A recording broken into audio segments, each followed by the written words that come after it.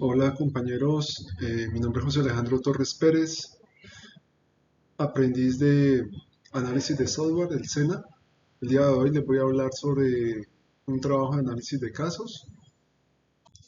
El primer caso es del taller Inasistencia sin justificación. El caso es que Ana es una aprendiz del SENA, le ha faltado sin justificar durante más de 5 días en las sesiones sincrónicas, no ha entregado las evidencias ni ha reportado las razones a su instructor. Entonces, la primera pregunta de este caso dice que establece el reglamento del aprendiz respecto al incumplimiento injustificado de la formación. Aquí se citan el artículo 29 y 30, que es cuando el aprendiz no reporta el incumplimiento ante el instructor en los 5 días hábiles a la ocurrencia, esto para los casos de la modalidad presencial, y 3 días hábiles para la modalidad virtual a sesiones sincrónicas con el instructor o 20 días consecutivos de no ingreso a la plataforma, o sea, al Sajuna. Esto sin informar o presentar una justificación o evidencia. Y si se reporta, pero que la evidencia pues no sea válida. Esto puede generar sanciones como llamados de atención en escrito o hasta la cancelación de la matrícula dependiendo de la gravedad de la. El otro es, ¿cuál es la diferencia entre incumplimiento justificado e injustificado? Pues básicamente el incumplimiento, bueno, esto está definido en los artículos 28 y 29 del reglamento del aprendiz del SENA. El incumplimiento es cuando un aprendiz no puede asistir a una clase o entregar una evidencia o participar de una actividad.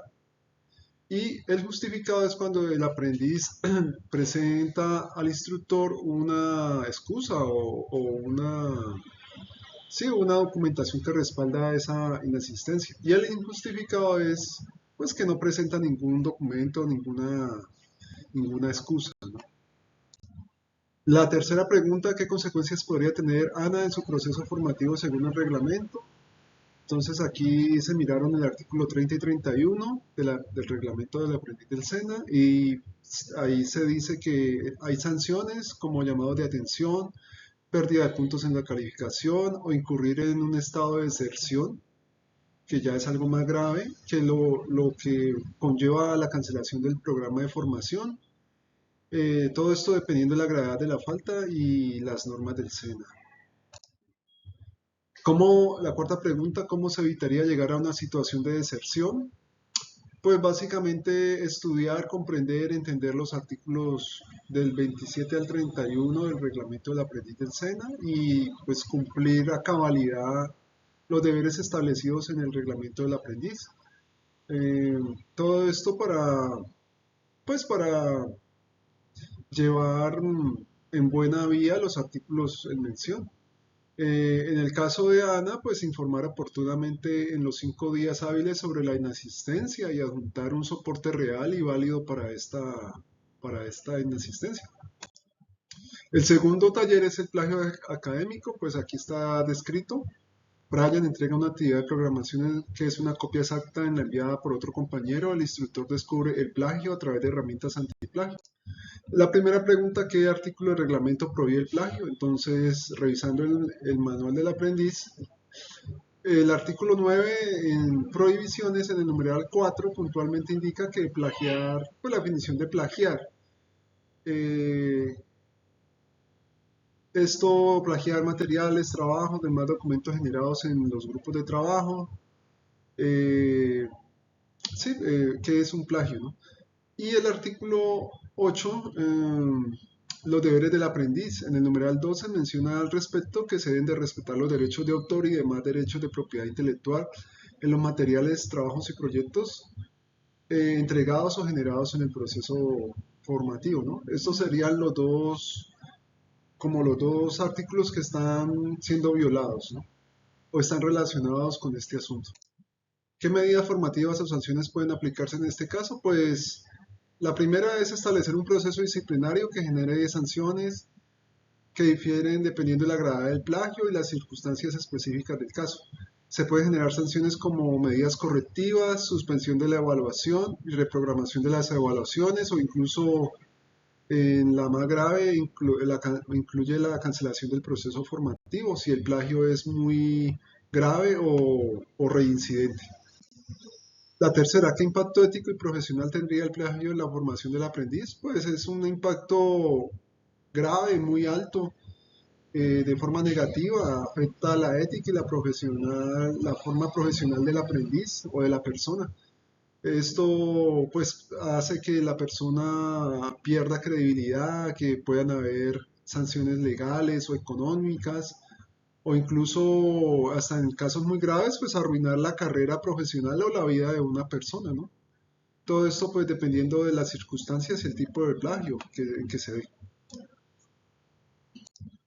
¿Cómo se podría fomentar la autoría original entre los aprendices? Pues aquí es muy importante recalcar, inculcar, reforzar valores en las personas como son la honestidad, la responsabilidad, la sinceridad, el respeto, el trabajar en espacios y ambientes adecuados que promuevan la creatividad y la reflexión y la generación de ideas y todas estas estrategias. El taller 3, el uso inadecuado de los medios digitales. Un aprendiz comparte memes ofensivos y ajenos a la formación en el foro de LMS Sajuna y utiliza un lenguaje inapropiado con sus compañeros de clase. La primera pregunta dice qué deberes incumple este aprendiz según el reglamento del aprendiz. Entonces, aquí se están incumpliendo el artículo 5 de los derechos del aprendiz del SENA, el numeral 18 y 19. El 18 trata de recibir un trato digno, respetuoso, igualatorio y justo por parte de todos los integrantes de la comunidad. Y el 19, expresar con libertad su pensamiento, conocimiento e ideas en el marco del respeto hacia los demás. Y también considero que se incumple el artículo 8, los deberes del aprendiz del estudiante, hacer un uso apropiado a los ambientes de formación del SENA y sus componentes. Todo esto disponible en el proceso de aprendizaje, asumiendo una responsabilidad legal en situaciones de utilización inadecuada, etcétera, etcétera. También se incumple el artículo 9 de que trata de las prohibiciones en el numeral 5, que podría ser el utilizar el Internet y demás tecnologías de información y comunicación dispuestas por el SENA, que son para el desarrollo del proceso formativo, esto para hacer pues actividades malintencionadas, violentas, ilegales, insultos, pornografía, agresiones, etcétera, ¿no? Bueno, la segunda pregunta, ¿qué consecuencias disciplinarias puede enfrentar? De acuerdo al capítulo quinto, régimen de faltas medidas formativas disciplinarias y sancionatorias, pues es una falta disciplinatoria, puede ser leve, grave, gravísima, si hay causales de atenuación o de agravación, la calificación de la falta, los criterios para calificar la falta, también aplica medidas formativas, disciplinarias, como los llamados de atención disciplinario, un plan de mejora disciplinario. Y si estas cosas no funcionan, pues se puede aplicar ya en últimas en un condicionamiento de matrícula y si el aprendiz pues sigue reincidiendo hasta cancelar la matrícula. ¿Qué se entiende por respeto en la comunicación digital en la formación? Pues esto es básicamente usar como unas normas de comportamiento que se deben de hacer en el Internet y en las tecnologías de la información para hacer un uso muy agradable en estos espacios digitales basados en una sana convivencia, un respeto mutuo. ¿Sí? Esto también se le denomina etiqueta. ¿Qué alternativas tiene para expresar desacuerdos sin faltar al respeto? Pues hay muchas estrategias, ¿no? Entre algunas que me llaman mucho la atención son respirar muy profundo, serenar la mente, mantener la calma, no dejarse llevar por la ira o el enojo, escuchar activamente y ser empático, usar frases en primera persona y no generalizando, tratar de encontrar un punto en común. En algunos casos, si la situación está muy complicada, pues tomarse las cosas mm, no de manera personal o sentimental, tomarse un descanso, ¿sí? Una pausa y volver a iniciar la conversación y también buscar soluciones, ¿no? El taller 4, la falta de actualización de datos y no revisar el correo. El caso, pues Carlos no ha actualizado su correo institucional ni revisa el LMS, por esto no se entera de las sesiones de las fechas límites de las evidencias.